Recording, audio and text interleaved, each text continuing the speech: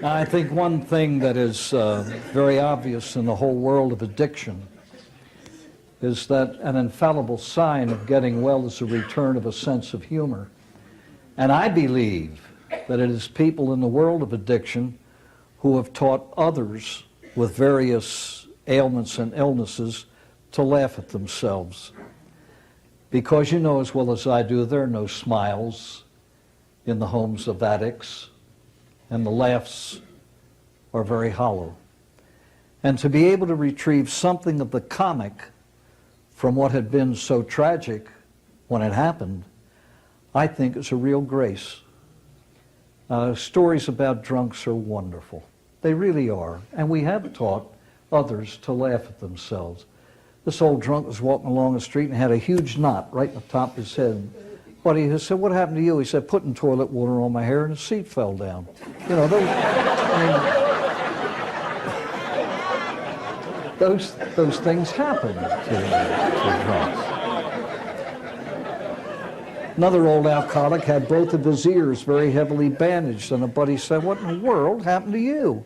"Well," he said, "I was drunk last night, sitting on the sofa watching TV. The wife was standing beside me ironing. And about 9:30, she went in the kitchen to fix something to eat. She put the iron up, of course, right beside the phone. And of course, the phone rang, and I went, "Wham!"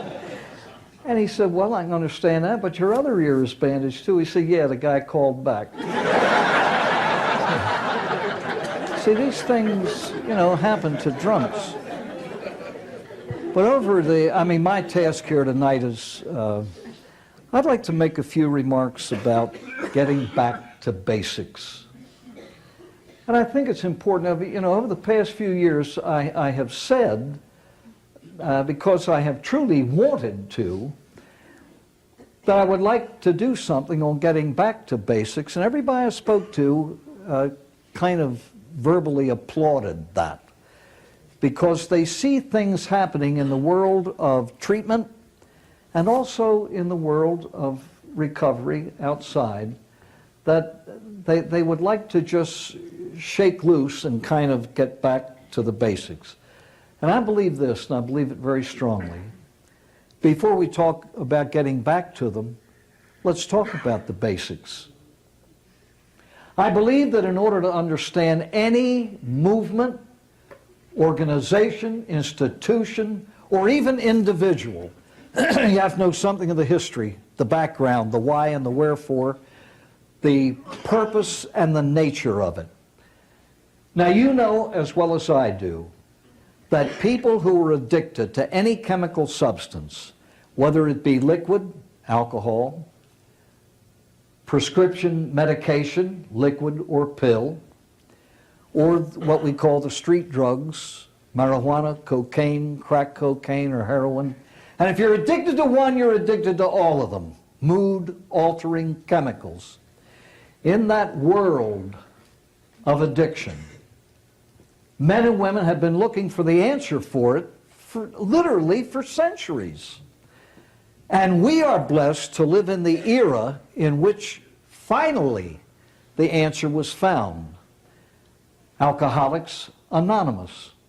And so powerful has that therapy been that it is used, the 12 principles of recovery for alcoholics are also used for drug addicts, NA, specific cocaine addicts, CA, narcotics, well, we just mentioned that, overeating, OA, There's even a movement founded, in fact, I met the woman who started at Minneapolis, EA, Emotions Anonymous. But they use the principles of recovery from alcoholism and addiction to, chemical addiction of any kind for practically every one of the other of human problems, and found them to work. How did all of this come into being? AA was started by two men, prompted by the first of the two, Bill Wilson and Dr. Bob Smith. Both men were from Vermont, and I had the privilege not too long ago, I think it's up in St. Johnsbury, Vermont, to go drive right by the home in which Dr. Bob grew up. Beautiful White House, and I think some AA members are buying it. It's kind of an office building now, but they're buying it to simply establish it as a sort of a shrine up there. But anyway, Dr. Bob wound up in Akron, Ohio, and Bill Wilson wound up in New York City. Dr. Bob, obviously, from his name, was a physician. Bill Wilson became a Wall Street whiz kid after he had served in the Army during World War I.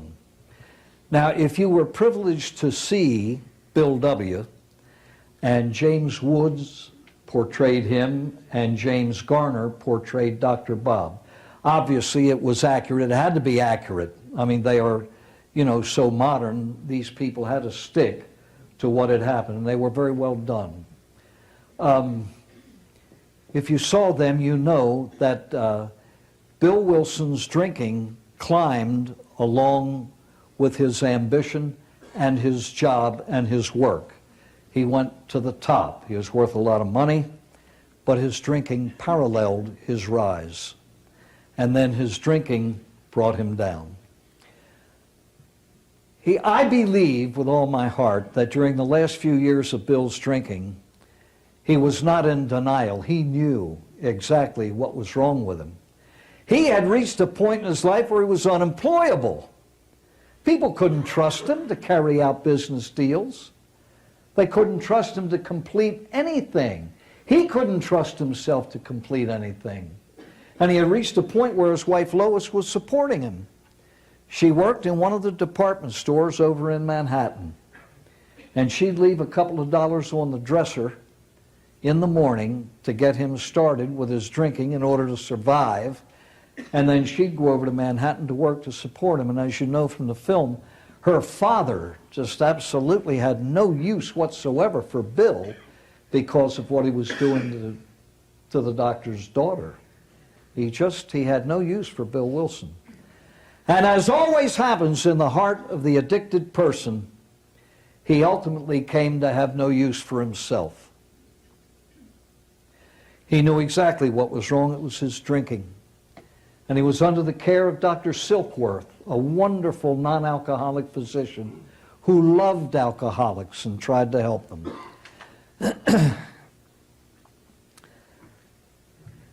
One morning, Bill was shaking out a hangover, drinking, when an old drinking buddy of his dropped by, Ebby Thatcher.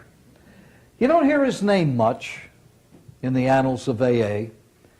Those who have read a little bit of AA Comes of Age or any historical thing on AA are familiar with that name. But Austin Ripley, a man who had profound influence in my own life, he used to say every alcoholic who has gotten well owes a debt to Ebby Thatcher. He said Bill scored the touchdown, but it was Ebby who handed him the ball. And how true that is. Ebby didn't enjoy permanent sobriety all his life. I think he had 9 or 10 months toward the end of his life. But he was one of the tragic cases who helped Bill, couldn't help himself. Anyway, he showed up and Bill offered him a drink and he said, "No, thanks." And Bill said, "Aren't you drinking?" He said, "No." He said, "What happened to you?" "Well, I guess I got God." He was nicely dressed, 3-piece suit. And I think he spoke to Bill about the Oxford groups. It was something that sprang up around that time, groups of people who simply tried to forget their denominational differences and who simply tried together to live the principles of Christianity. Well, anyway, it wasn't too long after that when Bill wound up on another drunk and found himself in the hospital under Dr. Silkworth's care. Now, obviously, I wasn't there, so I am making up whatever conversation I will share with you. But it had to go, somewhat along these lines. He said, "Doctor, you know as well as I do, I am not weak-willed." I don't think any alcoholic or drug addict is weak-willed. He said, "I just can't control my intake of alcohol." And he said, "Right now, at this point in my life, I want to quit. And I can't." Now, he said, "I've done everything you've suggested as best I know how. And here I am again." He was in Towns Hospital in New York City. And then, ladies and gentlemen, this is what happened that has changed, literally, the face of the earth. He asked a question that had to come from the prompting of divine grace. What else would prompt someone who had functioned most of his adult life according to the principle of self will run riot? What else but God's grace could have forced him to ask this question? I wonder if I can't get sober by trying to help another drunk get sober. Ladies and gentlemen, the answer to that question holds the substance of the very essence of human nature. You and I are created to love. And love, real, true love, is functioning for the good of others. And he asked that question. But notice the way he asked it. I wonder if I can't get sober. That's the goal. Self-preservation is always the very first law of nature. Every one of us in this room seeks happiness. I just want to be happy. I want to be normal. I want to be decent. I want people to respect me. I want to be at peace in here. I want to be happy. How do we get it? Many people try to buy it. Many people strive for it in things. Listen to his question. I wonder if I might not survive, get well, become fulfilled, be happy by trying to help somebody else get there. Who had ever asked a question like that? Dr. Silkworth, I believe, was one of the most intelligent people alive. I believe that real intelligence is not knowing what you know. A moron knows what he knows. An intelligent person is one who knows what he doesn't know. It usually takes about a half century to get to that.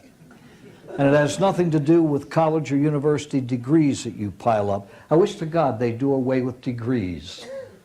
I think it bolsters pride. Well, this is an accomplishment that I have made.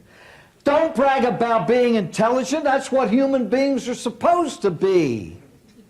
We are intelligent beings by God's decree.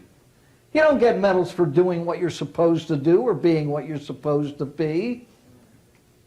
Whenever I say, hey, don't get me wrong, I'm not anti-intellectual at all. Not at all. I have 3 degrees of my own. They don't mean anything, but geez, they look good. But I've come to realize that it's a kind of a mundane realization, but do you know that thermometers have degrees? Anyway, Dr. Silkworth said, I don't know. I wonder, I've tried everything else. I've been here, I've been there, I've tried this doctor, I've tried that doctor, we've tried this medication, we've tried this diet. Here I am drunk again, and I think that if I keep this up, I'm going to die. I wonder if I can't get well by trying to help somebody else get well. And Silkworth said, I don't know.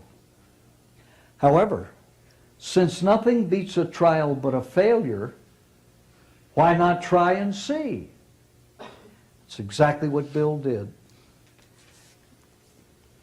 The brilliance of AA. It is a result of pure scientific methodology, trial and error. What, you remember a few years ago, didn't it break out here in Philadelphia, Legionnaire's disease? Tommy Abraham, I live with the Abraham family, he has a nephew who now works at the Mayo Clinic, a very brilliant biochemist. And he was called in to work on that. Anyway, you know what they do when they're looking for the unknown? They go into the laboratory and take everything offered. They keep what works. That's exactly what Bill did. He went into the laboratory of human experience and he kept what worked. And we'll see what worked very shortly. He knew a whole lot of alcoholics. After all, who do alcoholics drink with?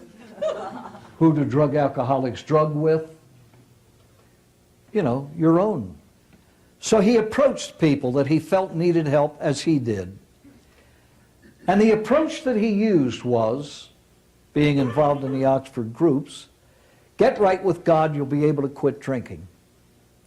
And after a bit, through pure discouragement, he said to his wife one afternoon, Lois, I must have talked to dozens of men and women, alcoholics, trying to help them, and they're all still drunk.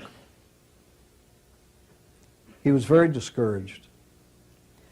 And she pointed out the obvious.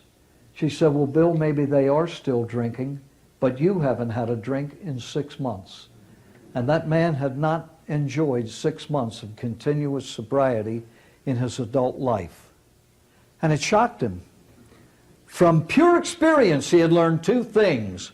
What he was doing to help himself was working.